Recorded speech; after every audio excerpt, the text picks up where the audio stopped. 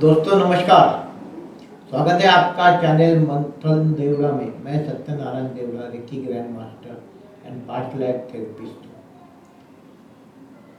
जन्म मृत्यु पुनर्जन्म मोक्ष इस श्रृंखला में आज हम आपको पौराणिक काल के कुछ अद्भुत जन्म के बारे में जानकारी देंगे। दोस्तों इसके पहले गर्भ का अद्भुत रहस्य बोल के जन्म का पार्ट 1 हमने रिलीज किया था, शायद आपने देखा होगा। अगर नहीं देखा होगा तो डिस्क्रिप्शन बॉक्स में हम उसकी दे रहे हैं, आप वो लिंक से उसको देख सकते हैं। दोस्तों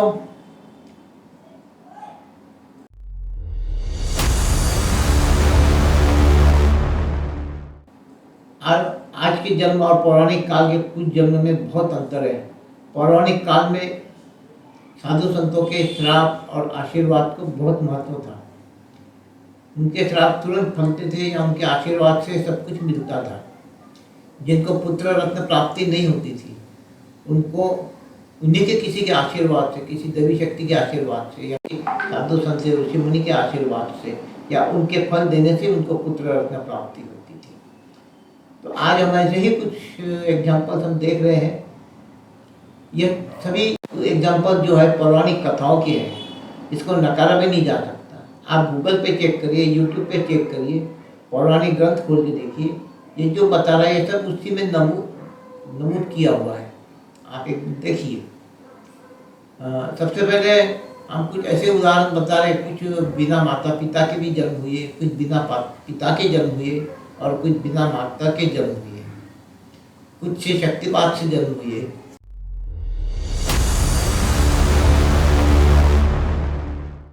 बिना माता पिता के जन्म। शुरुआत करते हैं हम प्रभु श्री गणेश जी से। माता पार्वती ने अपना पसीना और थोड़ी सी मिट्टी मिला के एक छोटी मूर्ति तैयार की और उसमें उन्होंने जान फूकी, वो बाल गणेश तैयार हो गए। उसको चौकीदारी पे रख के माता पार्वती स्नान में गई। जब शंकर जी आए तो बाल गणेश ने उनको जाने से रोका। क्रोध में शंकर जी ने उस त्रिशूल से उसका सर धड़ से अलग कर दिया। माता के विलाप करने पर फिर सर खोजा गया। वो तो सर त्रिशूल से कटने के कारण खत्म हो गया था। दूसरा सर बुलाया गया तो हाथी का सर आया, तो उसको हाथी का सर लगाया गया और उसको फिर से जीवित किया गया। ये कथा आप सबको मालूम है।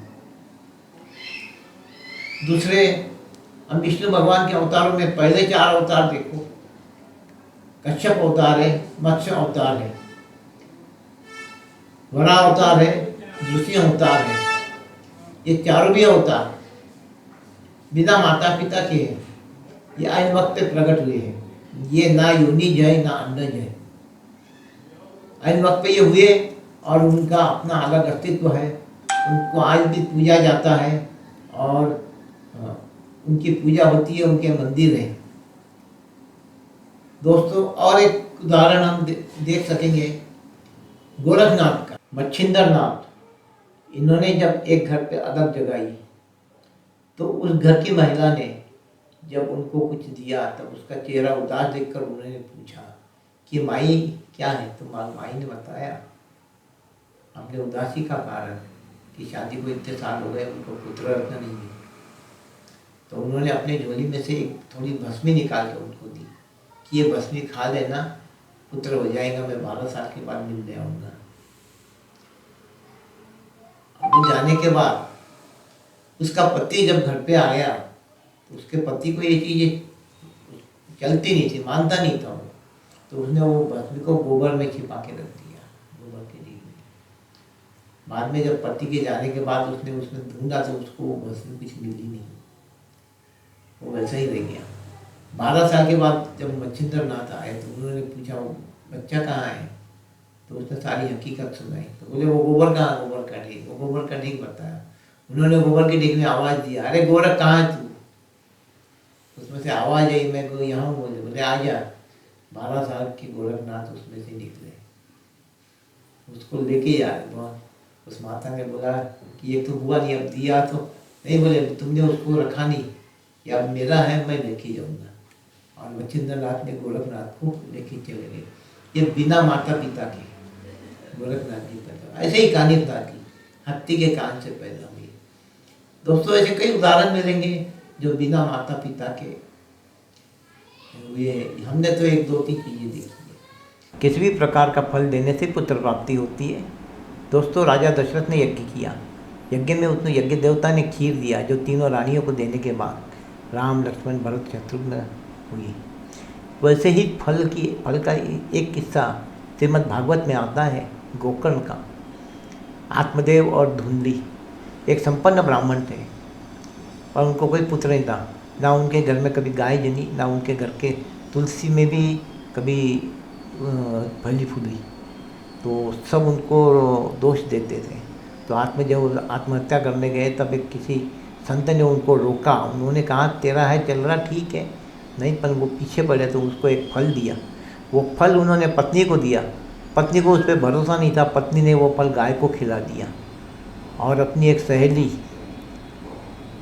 जो तो गरीब थी, लेकिन उसको हर साल एक बच्चा होता था, डजन भर बच्चे की माँ थी, उसके पेट में भी बच्चा था। उसको बोला कि तेरा ये बच्चा मेरे को दे दे, बदले में मैं तुझे धन दूंगी। जब उसका पुत्र हुआ उसने लाके दिया। इसने अपने पति से बोला ये देखो, ये तुम्हारे फल से पुत्र प्राप्त हुआ।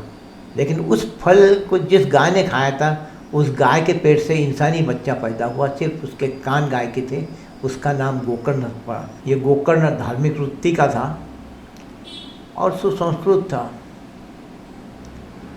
इसने आत्मदेव को बहुत सहारा दिया।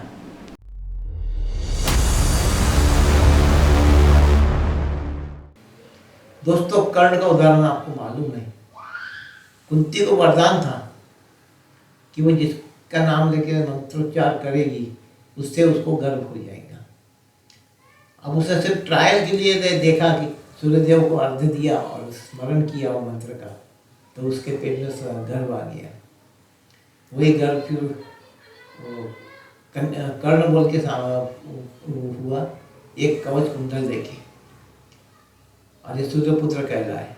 दोस्तों कर्ण के बारे में अगले एपिसोड में मैं आपको कुछ थोड़ा ज़्यादा बताऊंगा। अब दूसरा उदाहरण हमारा लो अपने ईसा मसीह का। दोस्तों यीशु ख्रिस्त का जन्म आपको मालूम है। यीशु ख्रिस्त की माँ मरियम ये कुमारी माता हुई, जिनसे यीशु ख्रिस्त हुए। ऐसे दो उदाहरण हमने लिए हैं जो बिना पिता की हुई है। ऐसे भी आपको कई उदाहरण मिलेंगे।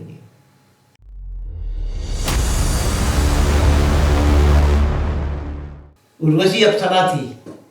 एक बार सूर्यदेव वरुण देव उर्वशी का सौंदर्य देखकर मोहित हो गए और दोनों का वीर्य टपक पड़ा।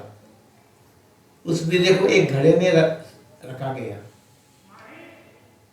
दो घड़े में अलग अलग, दो घड़ों से, एक घड़े से ऋषि अगस्त्य और एक घड़े से ऋषि वशिष्ठ पैदा हुए। इनको कंबोज भी कहा जाता है। ये मटके से पैदा हुए, घड़े में से निकले। ये ना माँ के पेट में है ना पिता के इसमें है, लेकिन पिता के गर्भ से पैदा हुई। ऐसे भी आपको कई उदाहरण मिलेंगे। एक घड़े का उदाहरण और आपको बताता हूँ। गांधारी और धृतराष्ट्र, इनको 100 पुत्र हुए। आप सोचेंगे 100 पुत्र कैसे हुए? ना एक साल की गैप में हुए, ना एक साथ हुए, फिर कैसे हुए? तो दोस्तों गांधारी के पेट में जब गर्भ बढ़ने लगा, उसको 100 पुत्रों का वरदान था। 2 साल हो गए, गर्भ बढ़ते ही रहा, उसको तकलीफ होने लगी। तब महर्षि वेदव्यास को बुलाया गया। महर्षि वेदव्यास ने उस गर्भ को पेट से निकाला, उसके 100 टुकड़े किए और 100 घड़ों में रखा। बाद में 100 घड़ों में से एक एक पुत्र पैदा हुआ। लगता है ना सुनने में अच्छा, विचित्र है ये, कोई नहीं मानेगा ऐसी चीज, लेकिन हुआ है। पौराणिक कथाओं का ये सत्य है।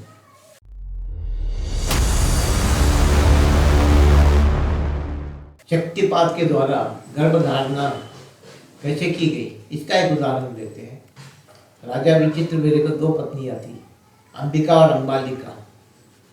दोनों को भी पुत्र नहीं थे, इसलिए भीष्म पितामह ने महर्षि वेदव्यास को बुलाया और उनके द्वारा शक्तिपात करवाया। अंबिका को जब अलग से बुलाया, शक्तिपात किया, तो अंबिका ने आंखें बंद कर ली थी। और जब अंबालिका को बुलाया गया, अंबालिका डर गई एकदम। फिर वेदव्यास जी ने भीष्म पितामह से कहा, आंखें बंद कर ली इसलिए पुत्र अंधा होगा, ये डर गई पूरा, इसलिए इसके पुत्र जो होगा वो पंगु होगा, अपंग होगा। तो अंबिका से धृतराष्ट्र हुए और अंबालिका से पांडु हुए। लेकिन उसी वक्त भीष्म पितामह ने कहा कि नहीं, और एक अच्छा होना, तो अंबिका को फिर से भेजने के लिए बोला। अंबिका खुद न जाके उसने अपने प्रमुख दासी को अंदर भेज दिया। तो शक्ति उसके ऊपर शक्तिपात किया, वो शांत रही, शांत और प्रसन्न मन से रही। उसको विदुर हुए जो ज्ञानी थे। तो ये उदाहरण शक्तिपात से गर्भ धारणा की है। अब आपको एक और उदाहरण ऐसा बताता हूँ, मकर ध्वज का। लंका जलाकर जब हनुमान वापस समुद्र के रास्ते जा रहे थे, तो उनका पसीना टपका। वो पसीना वो मगर ने मुंह में निगल लिया। वो मगर ने मुंह में पसीना निगलने की वजह से उसको जो पुत्र हुआ मकर ध्वज। ये भी किस्सा आप सबको मालूम है। दोस्तों, एक उदाहरण मैं आपको अलग बताता हूँ, टारगेट का। वीरभद्र।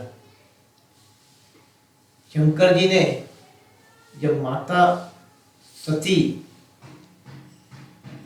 दक्ष के यज्ञ में स्वयं को सुहा कर गई, तब क्रोध से शंकर जी ने वीरभद्र को उत्पन्न किया।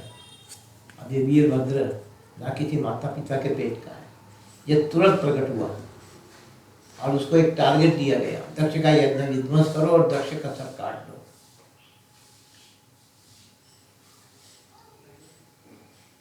ये ऐसी ही टारगेट ओरिएंटेड है। अमेरिका भी आजकल जो कुछ मिसाइल बनाती है, टारगेट ओरिएंटेड बनाती है। दोस्तों, विष्णु जी का सुदर्शन चक्र आपको मालूम है, वो किसके ऊपर छोड़ा तो जिसके लिए छोड़ा उसी के ऊपर पीछे जाता है वो। वैसे ही अमेरिका का मिसाइल भी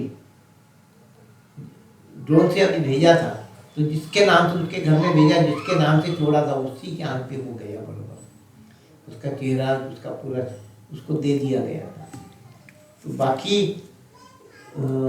ये जो टारगेट ओरिएंटेड है, यहाँ तक हम पहुँचे रोबोट में। ये जो ऊपर के जो प्रकार हुए बताया आपको, इसमें हमारा मेडिकल साइंस अभी बहुत पीछे है और मेडिकल साइंस इस चीज़ को मानता भी नहीं है। लेकिन हकीकत में आप देख लो, आपको मिलेगा, यूट्यूब पे मिलेगा, गूगल पे मिलेगा, किताबों में मिलेगा। अगर पसंद आया है दोस्तों, तो आप लाइक करें, सब्सक्राइब करें और हाँ, बेल बटन दबाना ना भूलें। आपको अगले नोटिफिकेशन मिलते रहेंगे। और अगला मेरा एपिसोड आना, उसमें पौराणिक काल के अद्भुत जन्म में और अद्भुत कुछ विचित्र बातें हैं।